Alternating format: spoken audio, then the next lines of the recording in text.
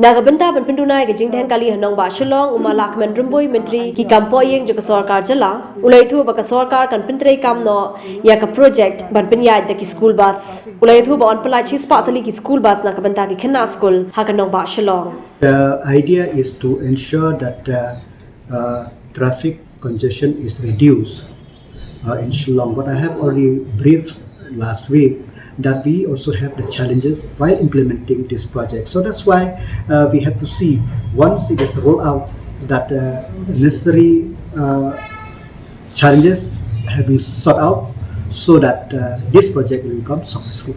How many school buses will be provided? In the budget, it's 100 declared by the same 100. So we will see. Is it only for government schools, or the government is also extending this project to private schools? It is for students.